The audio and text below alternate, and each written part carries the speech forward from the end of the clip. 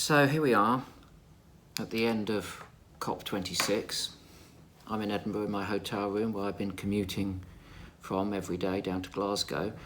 In Glasgow, they're nitpicking over what we mustn't call semantics in literal terms, because every one of those little Weasley words that is inserted or removed will make a difference, will provide an excuse for people to not adhere to any of the so-called promises that are being made. I'm not going back today, my pass has run out. I'm on to do something else in Scotland tomorrow. But I thought I'd tell you not so much what I think, but the way that I feel at the moment about what's happened in the last couple of weeks, what's happening now. I feel very angry. I feel very scared. I feel completely betrayed. The UK government built a fantastic platform for people to come to assemble on and within, to achieve something notable and important. The setup of the COP, the facilities, the infrastructure, the delegates were all potentially fantastic. Outside, the fringe events that were orchestrated by so many people were brilliant in many instances. But the result is calamitous, because the elected governments that came have failed to deliver at this critical point in our and our planet's history. And we all know that. There's a lot of people scrabbling around to make something good out of this. I'm not going to scrabble that hard.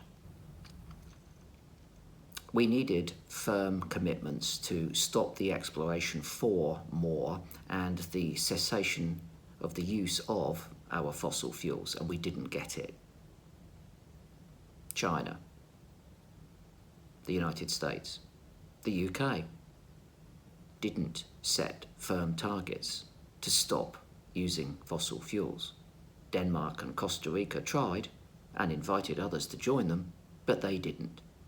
Why didn't they? Well, because unbelievably, in that blue zone, there were more fossil fuel lobbyists than indigenous representatives. They've been smuggled in amongst the delegations of those nations with a vested interest in the perpetuation of the use of fossil fuels. I mean, I struggle with the word because I'm not entirely sure how we should use it, but to me, that is tantamount to evil. They know what they're doing. We've all read the IPCC report, the Chatham House report, the summary of which I urge you to read because it is simply truthful and terrifying.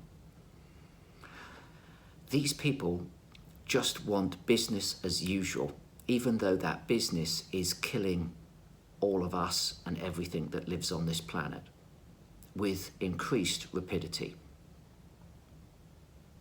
I wonder if at some point in the future, our children or grandchildren won't hold trials, the climate trials, because some of these people will be culpable of genocide, of ecocide.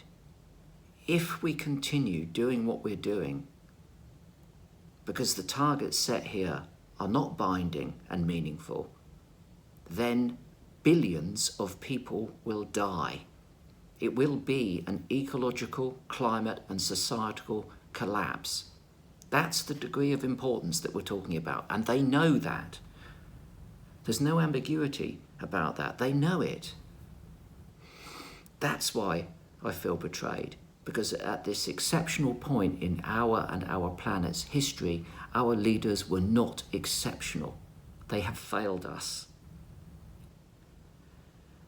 They've just had short-term goals to keep business as usual, and some of them at least have manifest evil.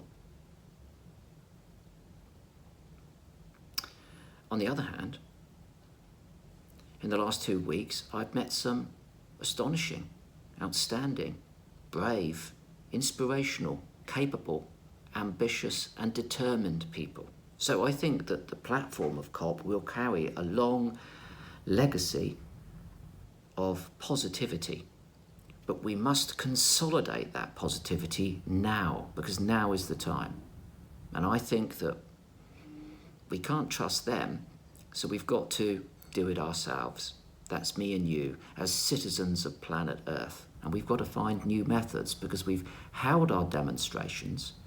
Fridays for Future, the youth, the most important part of our population, have spoken out democratically and peacefully, but they have been ignored. We will have to find new methods to ensure that our elected representatives change their minds and practices. I just hope that the collective energy that I've spoken about, that there has certainly been here, both within the COP and outside, with all those fringe events. I hope that that collective energy is enough to ignite that spark and make it happen now. Otherwise they will succeed. They will have kicked this into the short grass for another year. They haven't stumped up the money to help the developing nations pay to clear up our mess. They haven't dealt with that inequality. They've turfed out things like natural capital. They've put in Weasley words to provide excuses for people to do whatever they want if they choose to. So they're non-binding targets.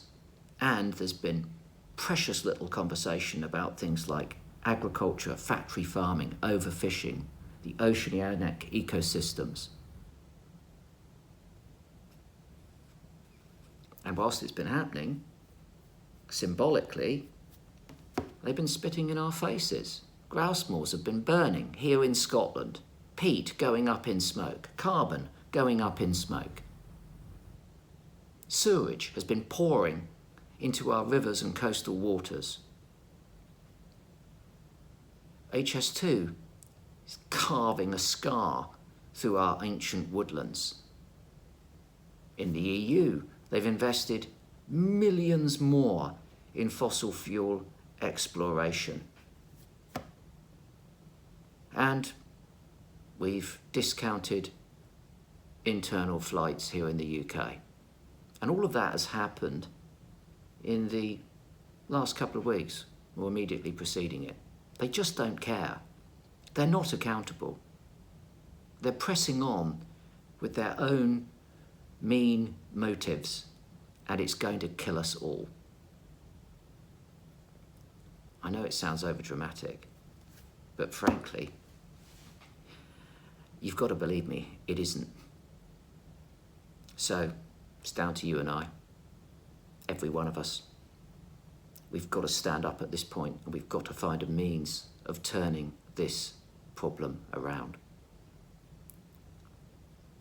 So, let's go to it.